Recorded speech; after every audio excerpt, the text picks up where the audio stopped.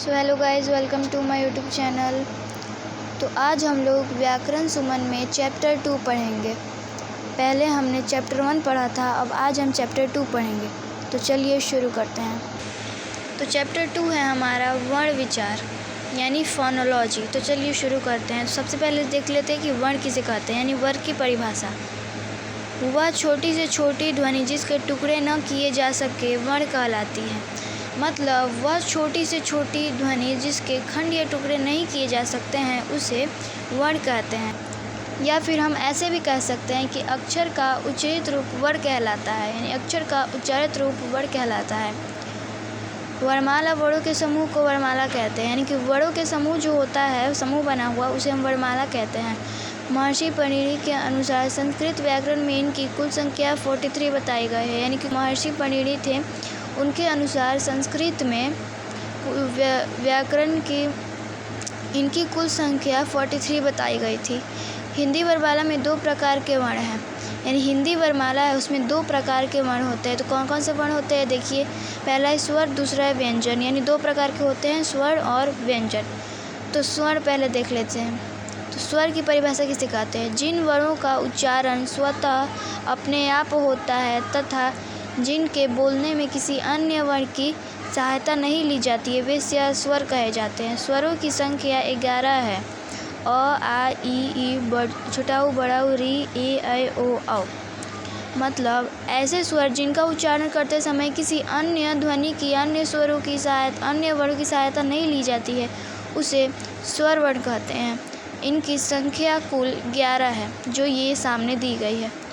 उच्चारण की दृष्टि से स्वर के 3 भेद होते हैं, यानी उच्चारण की दृष्टि से स्वर के 3 भेद होते हैं। कौन कौन से भेद होते हैं? स्वर के 3 भेद होते हैं, ह्रस्व, दीर्घ, प्लुत। तो देखते हैं स्वर वर्ण किसे कहते हैं। जिन स्वरों के उच्चारण में कम समय लगे उन्हें स्वर वर्ण कहते हैं, यानी कि जिन स्वरों का उच्चारण करते समय कम से कम समय लगता है उन्हें हम स्वर वर्ण कहते हैं। इसका उदाहरण में देख लीजिए। अ, छोटी ई, छोटा ऊ, री, ये 4 स्वर ह्रस्व है, यानी कि ये 4 स्वर जो है ये ह्रस्व स्वर के उदाहरण हैं। दूसरा है दीर्घ स्वर। जिन स्वरों का उच्चारण में ह्रस्व स्वरों से अधिक या लगभग 2 गुना समय लगता है उन्हें दीर्घ स्वर कहते हैं। यानी कि दीर्घ स्वर किसे कहते हैं? जिन स्वरों का उच्चारण में ह्रस्व स्वर से 2 गुना अधिक समय लगता है उसे हम दीर्घ स्वर कहते हैं।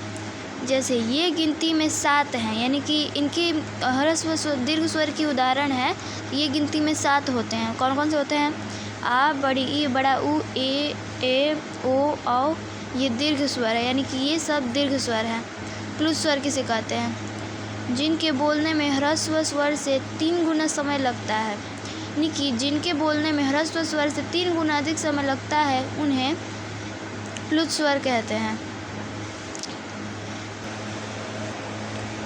प्रायः इस स्वर का प्रयोग दूर से बोलने संबोधन में होता है, यानी कि इन स्वरों का प्रयोग दूर से बोलने के लिए किया जाता है। लिखते समय स्वर के आगे ये प्रयोग करते हैं, जैसे ओम, हे, राम आदि। अब देखिए व्यंजन किसे कहते हैं। व्यंजन की परिभाषा। जो वर्ण स्वरों की सहायता से बोले जाते हैं वे व्यंजन कहलाते हैं, यानी कि ये वर्ण जो स्वर की सहायता से बोले जाते हैं उन्हें व्यंजन कहते हैं। और स्वर किसे कहते हैं? जो वर्णों की सहायता से, किसी भी वर्ण की सहायता से नहीं बोले जाते उन्हें स्वर कहते हैं। दोनों में डिफरेंस है बहुत। हिंदी वर्णमाला में 33 + 2 35 व्यंजन होते हैं। व्यंजन 3 प्रकार के होते हैं। तो व्यंजन 3 प्रकार के होते हैं। कौन कौन से व्यंजन होते हैं चलिए देखते हैं। देखिए व्यंजन 3 प्रकार के होते हैं, स्पर्श, अंतस्थ, ऊष्म। तो देखिए स्पर्श व्यंजन किसे कहते हैं? जिन वर्णों को बोलते समय जीभ मुख के विभिन्न भागों को छूती है उन्हें स्पर्श व्यंजन कहते हैं। यानी जिन वर्णों को बोलते समय जीभ मुख के अन्य भागों को छूती है उन्हें स्पर्श व्यंजन कहा जाता है। जैसे क से म तक 33 + 2 35 स्पर्श व्यंजन होते हैं। ये 5 वर्णों में विभाजित किए गए हैं। देखिए कैसे है। कवर्ग क, ख, ग, घ। चवर्ग में च, छ, ज, झ। टवर्ग में ट, ठ, ड, ढ, अड़ा, ढ, अड़ा भी।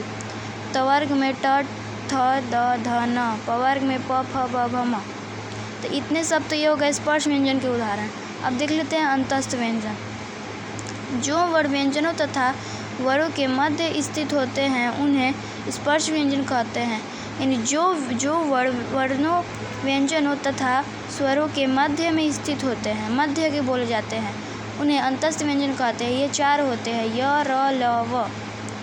अब उष्ण व्यंजन किसे कहते हैं? जिन व्यंजनों के बोलने से गर्म हवा निकलती है उन्हें उष्ण व्यंजन कहते हैं। यानी जिन व्यंजनों को बोलते समय मुंह से गर्म हवा निकलती है, गर्म हवा उत्पन्न होती है, उसे उष्ण व्यंजन कहते हैं। ये भी 4 होते हैं। तो ये 4 होते हैं, तो ये होते हैं श, तालव्य श, मूर्धन्य ष, दंष्ट्य स, ह।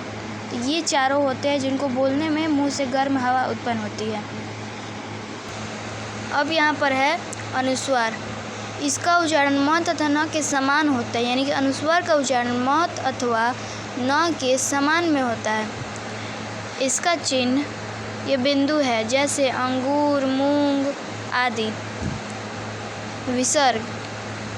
इसका उच्चारण ह के समान होता है। इसका चिन्ह 2 बिंदु है, जैसे दुख, प्रातःकाल आदि। चंद्र बिंदु। जिस स्वर का उच्चारण मुख तथा नाक से होता है उसके ऊपर चंद्र बिंदु लगा दिया जाता है, जैसे आँख, दांत, चांद, दांत, आंत आदि। हलंत।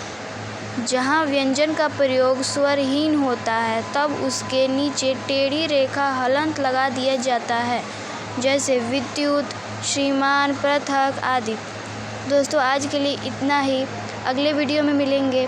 अब तब तक के लिए वीडियो को लाइक और सब्सक्राइब ज़रूर से कर दीजिएगा।